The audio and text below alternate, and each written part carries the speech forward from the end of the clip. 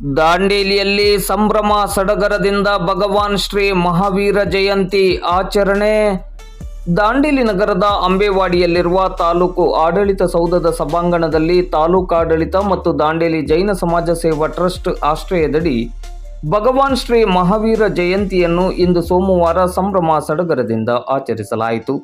ಕಾರ್ಯಕ್ರಮದ ಆರಂಭದಲ್ಲಿ ಭಗವಾನ್ ಶ್ರೀ ಮಹಾವೀರರ ಭಾವಚಿತ್ರಕ್ಕೆ ಆರತಿಯನ್ನು ಬೆಳಗಿ ಪುಷ್ಪ ಗೌರವವನ್ನು ಸಲ್ಲಿಸಲಾಯಿತು. ಈ ಸಂದರ್ಭದಲ್ಲಿ ಮಾತನಾಡಿದ ತಹಶೀಲ್ದಾರ್ ಶೈಲೇಶ್ ಪರಮಾನಂದ್, ಪೌರಾಯುಕ್ತರಾದ ವಿವೇಕ್ ಬನ್ನೆ, ದಾಂಡೇಲಿ ಜೈನ ಸಮಾಜ ಸೇವಾ ಟ್ರಸ್ಟಿನ ಅಧ್ಯಕ್ಷರಾದ ಸಂದೇಶ್ ಎಸ್ ಜೈನ್, ಕಾರ್ಯಾಧ್ಯಕ್ಷರಾದ ಎಂಬಿ ನಾಗೇಂದ್ರನಾಥ್, ಪ್ರಧಾನ ಕಾರ್ಯದರ್ಶಿ ಮಹಾವೀರ್ ನೇರ್ಲೇಕರ್ ಅವರು, ಮಹಾವೀರ ಜಯಂತಿ ಕೇವಲ ಧಾರ್ಮಿಕ ಹಬ್ಬವಲ್ಲ, ಬದಲಾಗಿ ಕರುಣೆ, ನೈತಿಕತೆ ಮತ್ತು ಅಹಿಂಸೆಯನ್ನು ಪ್ರತಿಬಿಂಬಿಸುವ ದಿನವಾಗಿದೆ. ಭಗವಾನ್ ಶ್ರೀ ಮಹಾವೀರರು ಅಹಿಂಸೆಯ ಪ್ರತಿಪಾದಕರಾಗಿದ್ದು, ವಿಶ್ವದಲ್ಲಿ ಶಾಂತಿ ಮತ್ತು ಅಹಿಂಸೆಯನ್ನು ಬಯಸಿ ತ್ಯಾಗ ಮತ್ತು ತಪಸ್ಸು ಮಾಡಿದವರು. ಬದುಕು ಮತ್ತು ಬದುಕಲು ಬಿಡಿ ಎಂಬ ಅವರ ಸಂದೇಶವು ಮಾನವೀಯತೆಗೆ ಶಾಶ್ವತ ಸ್ಫೂರ್ತಿಯಾಗಿ ಉಳಿದಿದೆ. ಮಹಾವೀರರು ಬೋಧಿಸಿದ ಪಂಚಶೀಲ ತತ್ವಗಳನ್ನು ನಾವೆಲ್ಲರೂ ನಮ್ಮ ಜೀವನದಲ್ಲಿ ಅಳವಡಿಸಿಕೊಂಡಲ್ಲಿ ಸ್ವಾಸ್ಥ್ಯ ಸಮಾಜ ನಿರ್ಮಾಣ ಸುಲಭ ಸಾಧ್ಯ ಎಂದರು. ಮಹಾವೀರ ಜಯಂತಿ ಆಚರಣೆಯ ಉದ್ದೇಶ ಮತ್ತು ಭಗವಾನ್ ಶ್ರೀ ಮಹಾವೀರರ ಬೋಧನೆಗಳ ಬಗ್ಗೆ ಪದ್ಮಾವತಿ ಗಾಳಿ ಹಾಗೂ ಸಿದ್ದಿ ಆಶೀಶ್ ಬನ್ಸಾಲಿ ಅವರು ಮಾತನಾಡಿದರು. ತಾಲೂಕು ಆಡಳಿತದ ಪರವಾಗಿ ಜೈನ ಸಮಾಜದ ಹಿರಿಯರಾದ ಶಾಂತಿನಾಥ್ ಟೋಪಣ್ಣವರ್ ಮತ್ತು ಚಾರ್ಟೆಡ್ ಅಕೌಂಟೆಂಟ್ ಆಶೀಶ್ ಬನ್ಸಾಲಿ ಅವರನ್ನು ಸನ್ಮಾನಿಸಲಾಯಿತು. ತಹಶೀಲ್ದಾರ್ ಶೈಲೇಶ್ ಪರಮಾನಂದ್ ಮತ್ತು ಪೌರಾಯುಕ್ತರಾದ ವಿವೇಕ್ ಬನ್ನೆ ಅವರನ್ನು ದಾಂಡೇಲಿ ಜೈನ ಸಮಾಜ ಸೇವಾ ಟ್ರಸ್ಟ್ ವತಿಯಿಂದ ಗೌರವಿಸಲಾಯಿತು.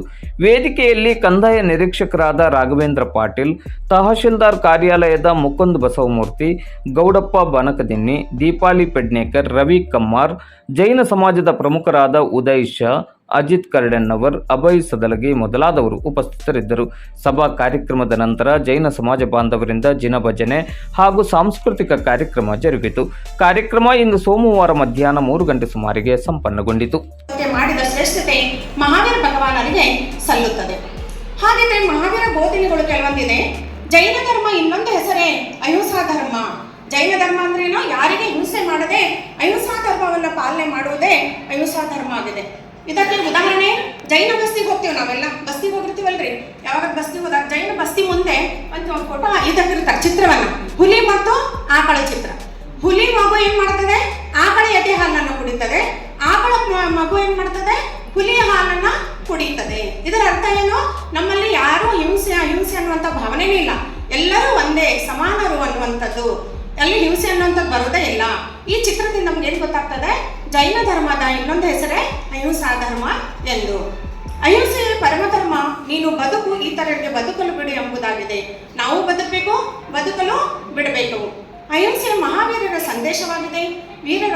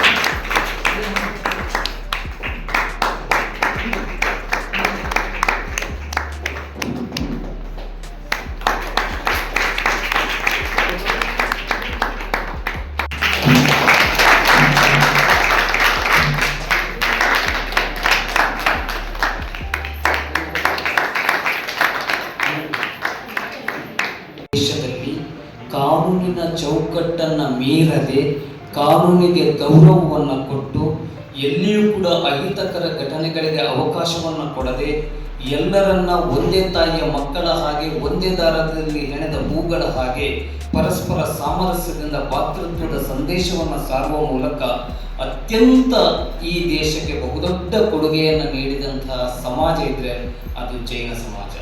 ಆರ್ಥಿಕ ಕ್ಷೇತ್ರ ಇರ್ಬೋದು, ಸಾಮಾಜಿಕ ಕ್ಷೇತ್ರ ಇರ್ಬೋದು, ಆರೋಗ್ಯ ಕ್ಷೇತ್ರ ಇರ್ಬೋದು, ಶೈಕ್ಷಣಿಕ ಕ್ಷೇತ್ರ ಇರಬಹುದು, ಸಾಂಸ್ಕೃತಿಕ ಕ್ಷೇತ್ರ ಇರ್ಬೋದು, ಧಾರ್ಮಿಕ ಕ್ಷೇತ್ರ ಇರ್ಬೋದು, ಎಲ್ಲ ಪ್ರಾರಂಭ ಆಯಿತು. ಅದರಲ್ಲಿ ವಿಶಿಷ್ಟ ಆಚರಣೆಗಳ ಮೂಲಕ ತಮ್ಮದೇ ಆದಂಥ ಧರ್ಮ ಸಂಪ್ರದಾಯಗಳನ್ನ ಆಚರಣೆ ಮಾಡ್ತಾ ಬೇರೆ ಬೇರೆ ಸಂಪ್ರದಾಯಗಳನ್ನ ಆಚರಣೆ ಮಾಡ್ತಾ ಹೋದ್ರು. ಆ ಆಚರಣೆಗಳೇ ಧರ್ಮದ ಸ್ವರೂಪ ಪಡ್ಕೊಂಡು ತದನಂತರದಲ್ಲಿ ಅವು ಧರ್ಮಗಳಾಗಿ ಪರಿವರ್ತನೆ ಆಯಿತು.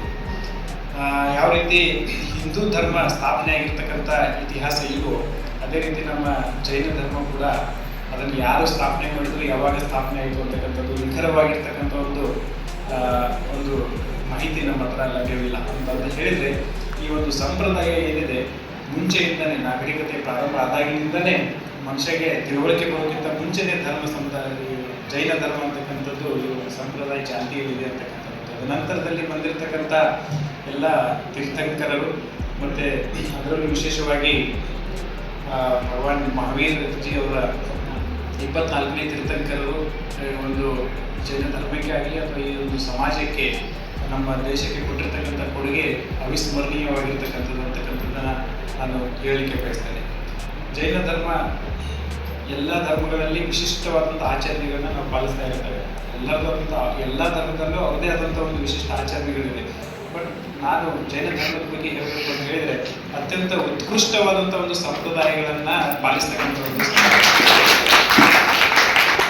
ಈ ಜಗತ್ತಿಗೆ ಶಾಂತಿ ಮತ್ತು ಅಹಿಂಸೆಯ ಸಂದೇಶವನ್ನು ಸಾರಿರ್ತಕ್ಕಂಥ ಏಕೈಕ ಒಂದು ಸಮಾಜ ಯಾವುದಾದ್ರೂ ಇದ್ರೆ, ಧರ್ಮ ಯಾವುದಾದ್ರೂ ಇದ್ರೆ ಅದು ಜೈನ ಧರ್ಮ. ಅಲ್ಲಿಂದನೇ ಶಾಂತಿ ಮತ್ತು ಅಹಿಂಸೆ ಅಂತಕ್ಕಂಥ ಒಂದು ಕಾನ್ಸೆಪ್ಟ್ ಈ ಬೇರೆ ಬೇರೆ ಎಲ್ಲ ಧರ್ಮಗಳಲ್ಲೂ ಕೂಡ ಪ್ರಾರಂಭ ಆಯಿತು. ಅದನ್ನು ಜೈನ ಧರ್ಮದವರೇ ಮಾತ್ರವಲ್ಲದೆ ಬೇರೆ ಬೇರೆ ಎಲ್ಲ ಧರ್ಮಗಳವರು ಕೂಡ ಈ ಒಂದು ತತ್ವವನ್ನು ಪಾಲಿಸ್ತಾ ಇದ್ದಾರೆ. ಮಹಾತ್ಮ ಗಾಂಧೀಜಿಯವರು ಬಹುಶಃ ಈ ಜೈನ ಧರ್ಮದ ಒಂದು ತತ್ವಗಳನ್ನು ತನ್ನಲ್ಲಿ ಅಳವಡಿಸಿಕೊಂಡು ಅವರು ಜೈನರಾಗಿದ್ದು ನಮ್ಮ ದೇಶಕ್ಕೆ ಸ್ವಾತಂತ್ರ್ಯ ಕೊಡ್ತಕ್ಕಂಥ ಕೆಲಸವನ್ನ ಆ ಒಂದು ಪ್ರಿನ್ಸಿಪಲ್ ಸ್ಪೇಸ್ನಲ್ಲಿ ನಮಗೆ ದೇಶಕ್ಕೆ ಸ್ವಾತಂತ್ರ್ಯ ತಂದು ಕೊಡ್ತಕ್ಕಂಥ ಕೆಲಸವನ್ನು ಅವರು ಮಾಡಿದರು. ಜಗತ್ತಲ್ಲಿ ಬಹಳಷ್ಟು ದೇಶಗಳು ಬೇರೆ ಬೇರೆ ದೇಶಗಳ ಒಂದು ಆಡಳಿತಕ್ಕೆ ಒಳಪಟ್ಟಿದ್ರು. ಆದರೆ ಎಲ್ಲರೂ ಕೂಡ ಯುದ್ಧ ಸಂಘರ್ಷ ಮಾಡಿ ಎಲ್ಲರೂ ಯುದ್ಧಗಳನ್ನು ಮಾಡಿ ಜನರನ್ನು ಕೊಂದು ಸೈನಿಕರನ್ನು ಕೊಂದು ಆ ಥರ ಸ್ವಾತಂತ್ರ್ಯ ಪಡ್ಕೊಂಡ್ರೆ ನಮ್ಮ ದೇಶ ಒಂದು ವಿಶಿಷ್ಟ ರೀತಿಯ ಶಸ್ತ್ರಾಸ್ತ್ರಗಳನ್ನು ಹಿಡಿತು. ಅದು ಯಾವ ಶಸ್ತ್ರಾಸ್ತ್ರ ಅಂತ ಹೇಳಿದರೆ ಅಹಿಂಸೆ ಮತ್ತು ಸತ್ಯ ಅಂತಕ್ಕಂಥದ್ದು.